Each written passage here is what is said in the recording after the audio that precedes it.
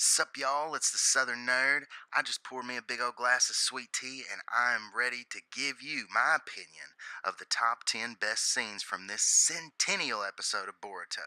Now, let's take a minute to appreciate all the staff for this show for getting us this far, and good luck on the next 100 episodes. All right, moment over. If you're new to my channel, please subscribe. And if you've already subscribed, thanks for coming back. Let's get into this.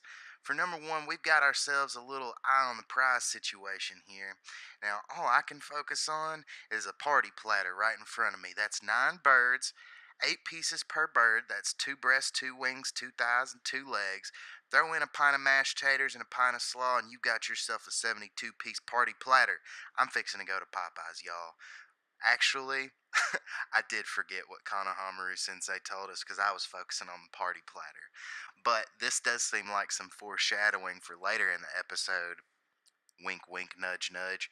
I mean, literally just 2 minutes in, and you pretty much know what's fixing to happen for the rest of the episode.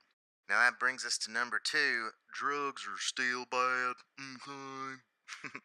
Jugo's drugs are now being injected into a regular schedule, and he's starting to build up a tolerance, and he's trying to explain to everyone how these drugs work. And he says, once he's in the curse mark, the drugs can't control him. Bro, there's nothing that can control you when you're in the curse mark transformation. I mean, you're peaceful, and then you want to kill people. And that's why I say drugs are bad, okay? Moving on to number three, I have a metaphor that I want to lay out on y'all, which I think the show was making a metaphor here. This goose that can't fly is Boruto. Now, everybody's been hating on the younger generation because they didn't grow up during wartime. It was real peaceful. So let's just say they're domesticated geese. And because they were raised by their wartime parents, they became domesticated, aka docile. And they had no need to migrate, aka fight, so it became unnecessary for them to be able to fight. Now, Mr. Tasaka says, remember what I told you before about genes? And if y'all go back to my episode 98 review, you'll see on there that he was very, very weird when he was describing genes, and he was very fixated on Boruto. So it kind of just brings it back around for me. I noticed a little moment there, and then they're pointing it out again. And then Mr. Tasaka, he says, "You're such a dreamer," and like I was. I was like, get your tongue back in your mouth. And even Boruto had to agree with me. He's like, better a dreamer than a liquor. Number four, they already forgot about what happened in number one. You got to keep your eyes on the prize. Keep your eyes on the drugs. Keep your eyes on the jugo. And nobody seemed to remember. It was all a setup. So the next day, after these guys find him, they come back and they do some sketchiness. Who did it? I don't know, but they let the birds out. Jugo goes to chase after him, and it's a classic bait and switch because while Jugo is running away and everybody's running after Jugo, boom, they swipe the drugs. Drugs are gone. So they all finally catch up and realize this is not a good situation. We really needed those drugs. Now, originally, I was laughing at this point because Mr. Tasaka just kept getting further and further away from this action scene that was fixing to come up. But once I paused it, I noticed that everybody was surprised or scared except Mitsuki. He is undeniably angry. I don't know what it was about, but it's gotta mean something. But who cares? He chills out and he's just like the rest of the gang. Next on the docket, we have that action sequence. It's quick, but it's good. I like it. I mean, it had a little razzle dazzle in it. They threw this Rasengan, and I expected it to do something a whole lot more special than it did. But it turns out it was just a fake out. So he just wanted to, hey, look over here. Boom, smoke bomb to the face. No one would ever guess that that was coming. And to be honest, it served its purpose. It saved Tasaka, but yeah, it did give him the means to escape and head towards the village. And you guessed it right, Tasaka, he does head to the village, but thank goodness the stormtroopers are there. Dun dun dun dun dun dun dun dun. And they just so happen to have a trank that works on a curse mark. Nobody asks any questions there, but they shoot him before he kills anybody. And who would have guessed that these people were actually bad guys? Whoa, look who it is. I can certainly admit I didn't expect it. Just like everybody else didn't expect for Boruto to lie. I mean, they were really slapping on a couple extra layers of shade for old Boruto.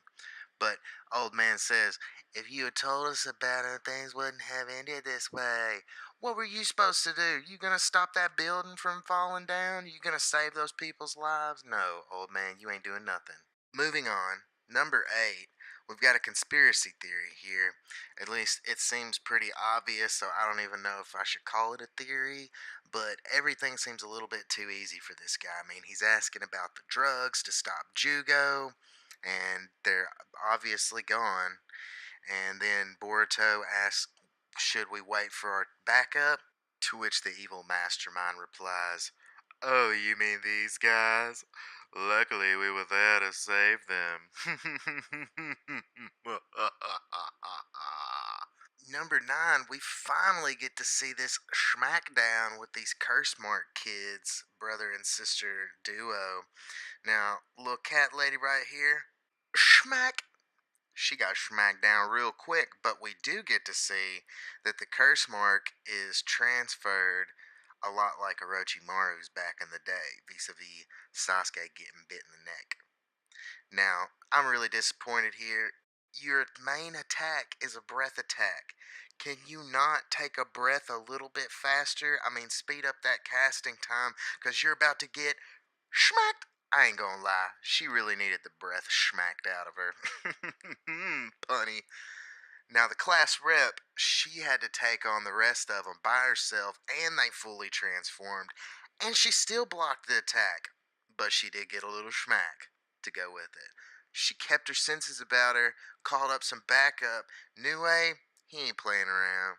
He ain't playing around with nobody. I was kind of surprised that he was able to take them on and get away without getting smacked himself. Last but certainly not least, we're looking forward to next week.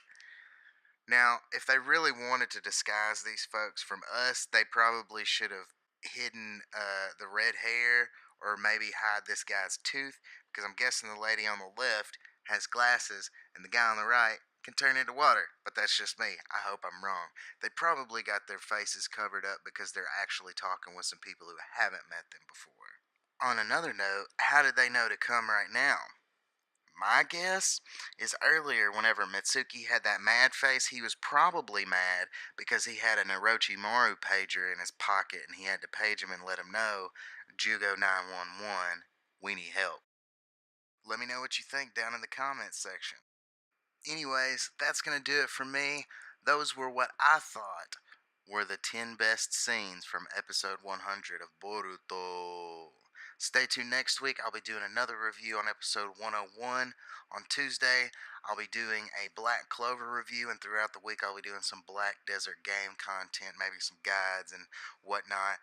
But I'm going to get up on out of here. Please like and subscribe.